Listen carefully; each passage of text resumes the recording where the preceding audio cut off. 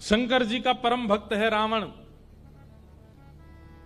लेकिन उसी रावण के दुष्टता पर एक दिन शंकर जी बड़े चिंतित हो गए और शंकर जी ने मन में विचार किया कि भाई ये हमारा भक्त है, हम चाहते तो ऐसा है कि हमारी तीसरा नेत्र खुले और जल के भस्म हो जाए, पर गुरु को चाहिए अपने शिष्य को दंड तो दे लेकिन मृत्यु दंड ना दे।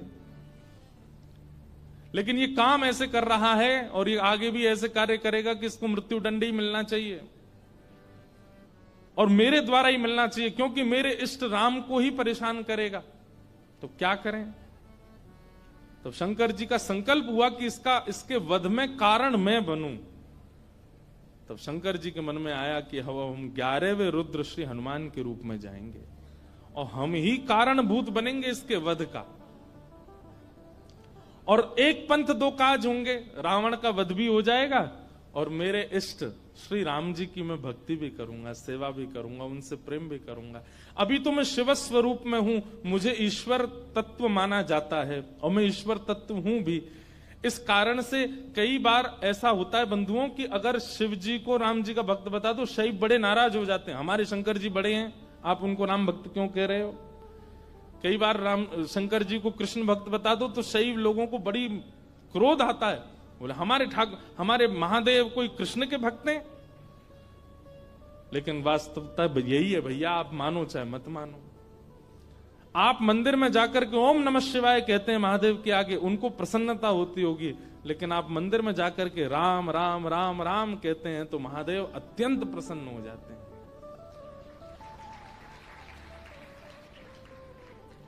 सहस्त्र नाम तत्तुल्यम राम नाम वरानने। हजारों बार कोई राम नाम कहता है तब राम नाम को सुनने के लिए महादेव स्वयं प्रकट हो जाते हैं। कृष्ण नाम सुनकर के स्वयं प्रकट हो जाते हैं महादेव। तो महादेव ने विचार किया कि मेरे इष्ट की सेवा भी हो जाए और ये दुष्ट रावण का वध भी कारण मैं बनूं। तब महादेव ने विचार किया और ऋषियों से कहा कि भाई ऐसा हमारा मन का विचार है कि हमारा ही तत्व जावे पृथ्वी पर और राम जी की सहायता करे रावण वध में, और राम जी की सेवा आराधना भी कर ले। तब ऋषियों ने कहा महाराज इस धराधाम पर पृथ्वी पर आपके तेज को धारण करने की सामर्थ्य किसी स्त्री में नहीं है, कौन धारण करेगा। तब ब्रह्म लोक की एक अप्सरा थी, उनका नाम था कुंजस्थला। उन्होंने एक ऋषि का उपहास किया, बहुत ध्यान से सुनिएगा, और उस उपहास के कारण ऋषि ने उनको शाप दे दिया कि तुम बानरी हो जाओ। इतनी जोर से हंस रही हो संतों के ऊपर। एक बात बता दें आपको, जो संत ऋषि महंत भक्त वक्ता वैष्णवों के ऊपर या उनकी भक्ति के ऊपर हंसी करते हैं, उनको ही बानर बनना पड़ता है अगले जन्म में।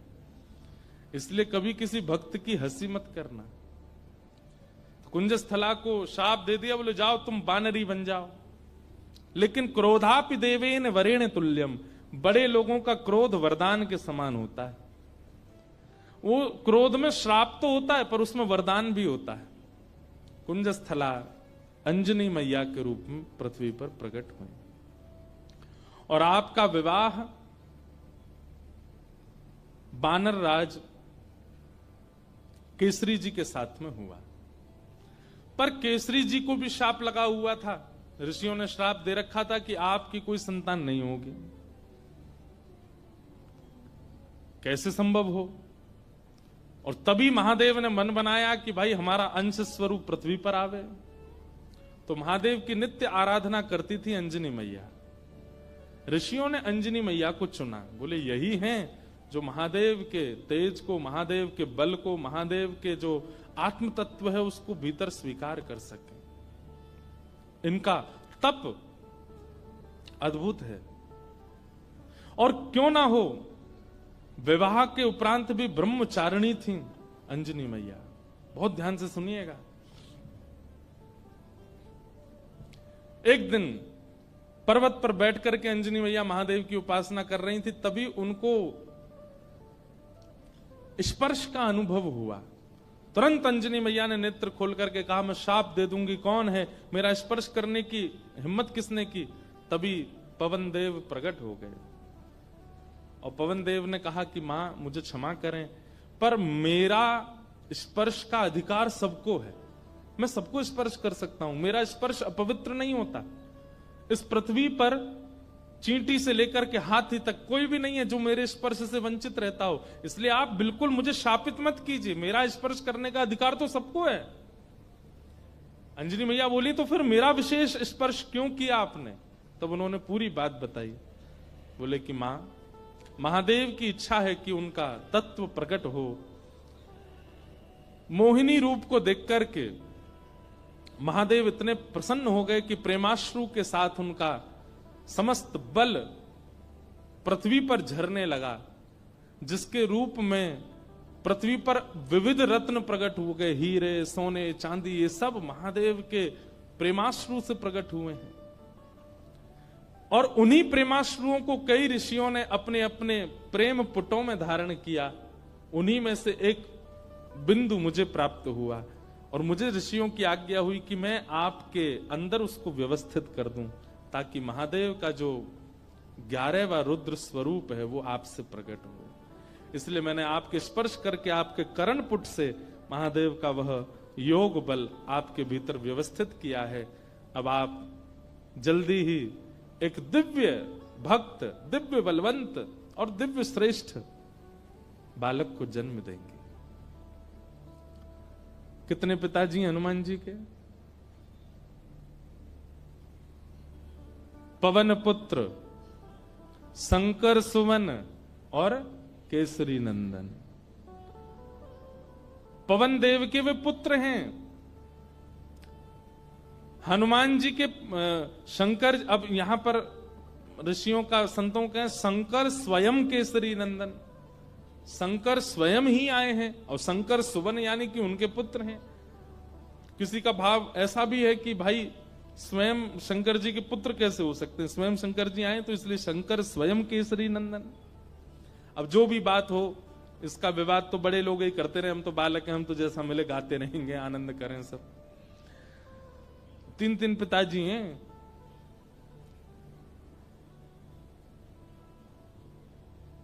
इस प्रकार आज ही के दिन अंजनी मैया ने, अंजनी मैया के दिव्य कोख से दिव्य तेज प्रकट हुआ और पृथ्वी पर प्रकट हुए इस पृथ्वी के रक्षक, भक्तों के रक्षक, दानवों का दलन करने वाले प्रभु श्री राम के अनन्य भक्त पवन पुत्र श्री हनुमान जी महाराज की जय हो, जय हो, जय हो। श्री हनुमान जी का प्रादुर्भाव हुआ, तीनों लोकों में डुमडुमियां बजने लगी, देवता सब आनंदित हो गए, सब सुरक्षित अनुभव करने लगे। क्यों? बोले अब हमारी रक्षा करने वाले आ गए। श्री हनुमान जी महाराज का प्रादुर्भाव हुआ। देवताओं ने आकर के सबने उनको बल प्रदान किया, किसी ने बल प्रदान किया, किसी ने गदा प्रदान की, किसी ने बुद्धि प्रदान की, किसी ने मेधावी। इस प्रकार से सब देवताओं ने आकर के हनुमान जी महाराज को दिव्य दिव्य तेज प्रदान किया। पर भैया एक बात सुनिएगा, हनुमान जी महाराज के पास एक भी वस्तु ऐसी नहीं है जिसकी कमी हो। वो भले ही बानर थे, पर बानर रूप में भी इतने सुंदर थे कि उनको देखने के लिए राम जी लालायित रहते थे कि कोई हनुमान जी को मेरे सामने बैठा दो। आज भी अनेक हनुमान मंदिरों में आप देखेंगे हनुमान जी के सामने ही राम जी बैठे होंगे। प्रियतम को सामने बैठाया जाता है, भले ही भक्त हैं हनुमान जी, लेकिन राम जी को उनका दर्शन इतना अच्छा लगता है, पूरा विश्व राम जी को देखता है, पर राम जी हनुमान जी को देखते हैं। और इस सुंदरता का कारण क्या है कि हनुमान जी में इतनी योग्यताएं हैं, पर सारी योग्यताएं भक्ति से ढकी हुई हैं। हम लोग कैसे हैं? हमारी सारी योग्यताएं प्रकट रहती हैं। कोई व्यक्ति अगर बहुत बुद्धिमान होता है ना, उसके रूप से ही पता चल जाता है कि बहुत बुद्धिमान है। ये देखो हनुमान जी डोल रहे हैं, भाई आ जाओ, आहा आ जाओ, मंच पे आ जाओ। ये देखो पूंछ से लपेट दो एक आध पंडित जी को, अनंत बलवंत श्री हनुमान जी महाराज की। यहाँ बैठ जाओ आगे, ये स्पीकर के आगे बैठ जाओ। हाँ बैठ जाओ। हनुमान जी बेचारे दांत नहीं है इनके, बैठ जाओ। खड़े रहोगे थक जाओगे। हे हनुमान जी बैठ जाओ, पूंछ संभाल के। गदा नीचे धर दो, गदा नीचे रख दो, थक जाओगे। बस ऐसी कथा सुनते रहो। बोलो हनुमान जी महाराज की जय। तो हनुमान चालीसा करके ही जाना सब लोग, उससे पहले मत चले जाना। हम लास्ट में ही करेंगे कि आप चले नहीं जाओ। आपसे पहले तो हमको जाना है। पर तो क्या बता रहा था मैं? हाँ, हनुमान जी में सारे गुण हैं। अष्ट सिद्ध नवनिधि के दाता, असवर दीन जानकी माता। अष्ट सिद्ध नवनिधि के दाता, अष्ट सिद्धियां हैं, नवनिधियां हैं। महाराज हम पे तो एक सिद्धि आ जाए, सिद्धि नहीं भी आवे तो हम लोग फूले नहीं समाते। उन पे तो 8 सिद्धियां हैं, 9 निधियां, पर फिर भी हनुमान जी महाराज इतने दीन कैसे? भक्ति।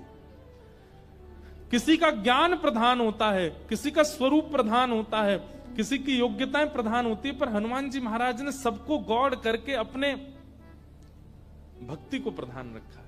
अच्छा एक बात बताएं, हनुमान जी का एक गुण है, बहुत ध्यान से सुनिएगा। हम सब में कोई योग्यता आ जाती है, जैसे किसी को गाना आ जाए, किसी को बजाना आ जाए, किसी को नाचना आ जाए, तो अपने उस गुण के स्वामी हम खुद बन जाते हैं। जो भी गुण है हमारे अंदर, उस गुण के स्वामी कौन है? हम खुद बन जाते हैं। पर हनुमान जी ने अपने सारे गुणों का स्वामी राम जी को बना दिया। मेरे अंदर बल भी है तो राम जी की कृपा, मेरे अंदर बुद्धि भी है तो राम जी की कृपा, मेरे अंदर योग्यताएं भी हैं तो राम जी की कृपा। मैं सब जानता हूं पर अपने मन से कुछ नहीं करूंगा, राम जी कहेंगे तो ही करने जाऊंगा, तो ही करूंगा। पर हम लोग कैसे हैं?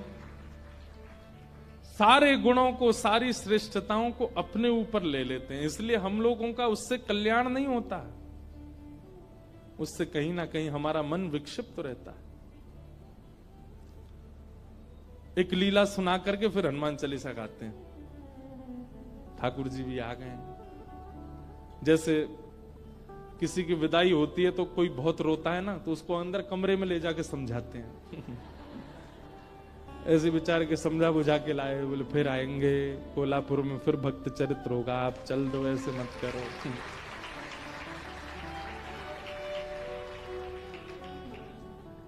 विरह बहुत ज्यादा है भैया, ने ऐसे लिटा के बैठे हो, इन्हें बोल दो कहीं फिर से कूद पड़े ऊपर से।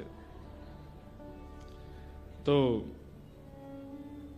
एक लीला सुनिए, सब लोग इधर देखो, उसके बाद हम कथा विश्राम करेंगे। हनुमान जी लौट रहे थे लंका से, पुष्पक विमान में राम जी के साथ बैठे थे। तो राम जी जगह जगह दिखाते जा रहे थे जानकी जी को, पता है आपको यहाँ पे हमने ऐसा किया था, यहाँ पे हमारी बली को हमने, बाली को हमने बाण मारा था, इधर बैठ करके हम सब बानरों के साथ में हमने मीटिंग करी थी, यहाँ पर ये हुआ था। सारे स्थान दिखाते हुए जा रहे थे राम जी। तभी एक स्थान आया, उसको देख करके हनुमान जी के नेत्र सजल हो गए। राम जी बोले, हनुमान जी आप क्यों रो रहे हैं? हनुमान जी बोले, अब जो नीचे स्थान है ना, ये मेरी जन्मभूमि है, यहाँ मेरा जन्म हुआ है, और मैं अपनी मैया अंजनी मैया से बहुत वर्षों से मिला नहीं हूं। मुझे सीता जी में ही अपनी माँ दिखती हैं, पर क्योंकि जन्म स्थान के ऊपर से जा रहे हैं तो मुझे याद आ गई माँ की। राम जी बोले, इसी वक्त यहीं पर ही विमान रोको, नीचे चलो, तुम अपनी माँ से। नहीं नहीं भगवान लेट हो जाएंगे। बोले नहीं, कोई देरी नहीं, हम भी मिलेंगे, हमारे हनुमान जी की माता जी का हम भी दर्शन करेंगे। हनुमान जी बोले, आप मिलेंगे मैया से? बोले हाँ मिलेंगे, चलो। और महाराज, अब कई लोग तो अलग अलग स्थान बताते हैं, पर एक प्रकार से श्री हनुमान जी महाराज महाराष्ट्र में जन्मे, नासिक के पास में श्री हनुमान जन्म स्थान है, ऐसा माना जाता है। सब लोग अलग अलग स्थान मानते हैं, पर हम नासिक में गत वर्ष 1 महीना थे तो वहां हमको वहीं बताया गया कि यहीं पर ही श्री हनुमान जी महाराज का जन्म हुआ। दंडक वन, दंडकारन वन। और लगता भी है वहां स्थान पर, ऐसा प्रतीत भी होता है कि हनुमान जी यहीं जन्मे होंगे। तो वहां पहुंचे और सीता जी, राम जी सब लोग गए तो देखा एक पर्वत के ऊपर नेत्र बंद करके बैठी अंजनी मैया। नेत्र खोल करके जैसे ही देखा तो सामने राम जी, जानकी जी, लक्ष्मण जी, सब वानरों की सेना और श्री हनुमान जी महाराज आ रहे हैं। अंजनी मैया के नेत्र सजल हो गए, दंडवत प्रणाम किया, बोले वाह, ऐसा पुत्र पूरे विश्व की मैयाओं को मिले जो साक्षात भगवान को लेकर के आवे। हनुमान जी को हृदय से लगा करके मैया बड़ी प्रसन्न हो गई। अरे मेरे लाल, अरे मेरे सुत, खूब पुचकारने लगी। वो प्रेम देख करके सबके नेत्र सजल हो गए। कितना प्रेम कर, हनुमान जी इतने बलवान हैं लेकिन मैया को देख करके बालवत हो गए, छोटे से लाला बन गए। जैसे एक लाला अपनी माँ के वक्ष पर ऐसे सिर रगड़ता है और माँ के गोद में बैठ जाता है, माँ के ऊपर चढ़ जाता है, ऐसे हनुमान जी चढ़ गए अपनी मैया के ऊपर। और ये श्री अंजनी मैया एक बालवत जैसे लाला को प्रेम करती हैं, ऐसे हनुमान जी को हृदय से लगा के खूब पुचकार रही हैं। हनुमान जी के नेत्र सजल हो गए, राम जी के नेत्र सजल हो गए देख करके अंजनी मैया के इस प्रेम को। अब मैया बोली लाला चल अब उतरो, देखो ठाकुर जी आए, कुछ सामग्री बनाऊं, कुछ पधराऊं इनको। सामग्री सिद्ध की अंजनी मैया ने, राम जी को अपने हाथ से भोजन पवाया। हनुमान जी आज इतने प्रसन्न हैं कि मेरी जन्मभूमि पर राम जी आए हैं। देखो हनुमान जी का एक गुण देखा आपने, हनुमान जी ने जिद नहीं की राम जी से कि मेरे घर चलो, राम जी खुद गए। यही होना चाहिए एक भक्त का स्वरूप, अपने गुरु से, अपने आचार्य की, उनकी इच्छा है जहां वहां चलो, अपनी इच्छा से नहीं। अंजनी मैया ने प्रसाद आदि के बाद पूछा कैसा रहा आपकी लंका में जो युद्ध, उसकी चर्चा तो बहुत सुनी, पर आप लोग खुद अपने मुख से बताइए कि वहां कैसा क्या रहा। हनुमान जी महाराज बोले मैं बताऊंगा, पूरे लंका कांड तो मैं ही सुनाऊंगा। सुंदर कांड से सुनाना शुरू किया हनुमान जी ने। बोले ऐसे ऐसे भगवान ने कहा पता करके आओ, और मैया मैं उड़ करके गया और जाकर के मैंने वहां पर फिर लंका जला दी, सीता जी से मिल के आए, फिर हम वापस आए, राम जी से आकर के हमने निवेदन किया, पूरी बानर सेना लेके फिर हमने सेतु बनाया, सेतु बना करके वहां गए, वहां पर लक्ष्मण भैया को शक्ति लग गई तो फिर मैं हिमालय पर जाके पर्वत लेके आया, अंजनी संजीवनी बूटी दी गई, आदि आदि पूरी कथा सुनाने लगे। सब तो प्रसन्न, लेकिन अंजनी मैया बिल्कुल प्रसन्न नहीं थी। सीता जी ने कहा मां, श्री हनुमान जी के इस ऐश्वर्य को सुनकर के आपको प्रसन्नता नहीं हुई? अंजनी मैया बोली मुझे बिल्कुल प्रसन्नता नहीं है, बल्कि मुझे तो संशय हो रहा है हनुमान के ऊपर। बोले क्यों? बोले हनुमान के होते हुए भी राम जी को इतना परिश्रम क्यों करना पड़ा? ये मेरा पुत्र हनुमान है, इसकी परवरिश ऐसी हुई है, इसका लालन पालन ऐसा हुआ है कि ये अकेला चाहे तो अपने एक बाम पाद प्रहार से पूरी लंका को रसातल में भेज सकता था। इसके रहते हुए सेतु बनाना पड़ा, लक्ष्मण भैया को शक्ति लगी, वैद्य बुलाने पड़े, इतने दिन तक युद्ध होता रहा, अहि रावण की यहां ठाकुर जी को जाकर के रहना पड़ा, और ना जाने क्या क्या। ये सब सुनकर के मेरा मन बहुत विचलित हो रहा है। मुझे लग रहा है कि हनुमान तुम्हारे रहते हुए राम जी को इतना श्रम करना क्यों पड़ा? अरे तुम्हारे लिए तो बाएं हाथ का खेल है, तुम जाकर के पूरी लंका का नष्ट करके रावण को रसातल में फेंक करके सीता जी को कंधे पे बैठा करके ले आते तुम। इतना श्रम करने की आवश्यकता ही नहीं थी, करना क्यों पड़ा? तो ये बात सुनकर के और तो किसी के मन में नहीं, पर लक्ष्मण जी के मन में थोड़ा सा आया कि मैया को कुछ ज्यादा ही बल का मान है कि बहुत ज्यादा बलवान है। अरे ठीक है, हनुमान जी हो गई लीला पूरी, अब इतना क्रोध क्यों कर रही है बेचारी उन पे? अंजनी मैया समझ गई, लक्ष्मण जी अभी समझ नहीं रहे कि मैं क्या कहना चाह रही हूं। तभी अंजनी मैया एक दूर पर्वत पर गई और वहां पर्वत पर जाकर के हनुमान जी को टकटकी लगा के देखने लगी। तो हनुमान जी को देखते देखते अंजनी मैया के चित्त में वात्सल्य उमड़ा और वही वात्सल्य उनके पयोधर से दुग्ध बन करके बहने लगा।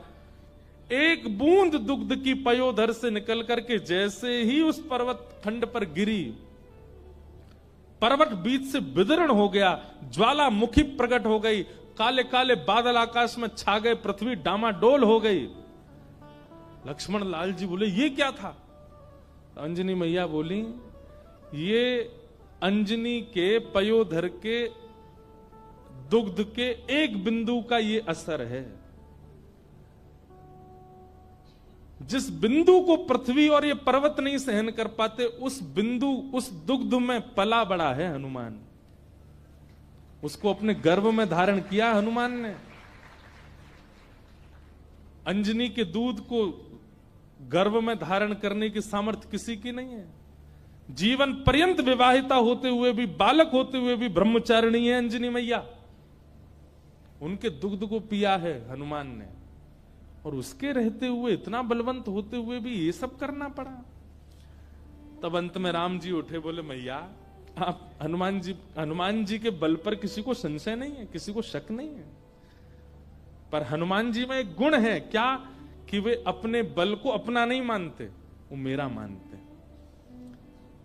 वे चाहे तो जाकर के रावण को मार सकते थे, लेकिन वहां भी चिंतन कर रहे थे राम की आज्ञा नहीं है मुझे। वे चाहते तो पूरी लंका को जला नहीं, रसातल में फेंक देते, उठा करके उखाड़ करके। हनुमान जी महाराज ने, एक कथा आती है कि रावण की सेना में चिरंजीवी सेना भी थी रावण की, मतलब उनको कोई मार ही नहीं सकता, उन्होंने अमृत पिया रखा था, वो मरेंगे ही नहीं, चाहे उनको सुदर्शन चक्र काट दे, चाहे उनको गदा से मार दिया जाए, उनकी मृत्यु नहीं हो सकती। जब वे अजर अमर योद्धा लड़ने के लिए हनुमान जी से आए तो हनुमान जी बोले क्या करें, ये मरने वाले तो है नहीं। तो हनुमान जी ने अपनी पूंछ पर लपेट करके इतनी वेग से उनको आकाश के ऊपर भेजा कि जहां गुरुत्वाकर्षण, पृथ्वी का गुरुत्वाकर्षण होता है ना, कोई भी चीज ऊपर फेंको नीचे गिरती है, तो कुछ समय बाद गुरुत्वाकर्षण खत्म हो जाता है। हनुमान जी ने उन सबरे चिरंजीवी योद्धाओं को अपनी पूंछ में लपेट करके इतनी जोर से ऊपर फेंका कि गुरुत्वाकर्षण की सीमा से ऊपर चले गए। आज तक आकाश में ही घूम रहे हैं वे लोग, लौट के नहीं आ पाए पृथ्वी पर। तो श्री हनुमान जी महाराज के बल में किसी को संशय नहीं है, पर राम जी कहते हैं तब प्रताप रघुनाथ, वो अपने प्रत्येक बल को मेरा प्रताप मानते हैं। मेरी आज्ञा नहीं थी रावण को मारने की, मेरी आज्ञा नहीं थी लंका को रसातल में फेंकने की। अगर आज्ञा होती तो ये सब करने की आवश्यकता नहीं थी।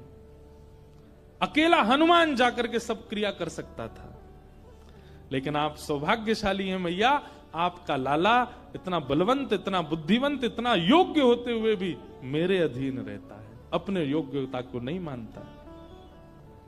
तब अंजनी मैया प्रसन्न हुई, हनुमान जी को हृदय से लगाया। ऐसे श्री हनुमान जी महाराज हैं।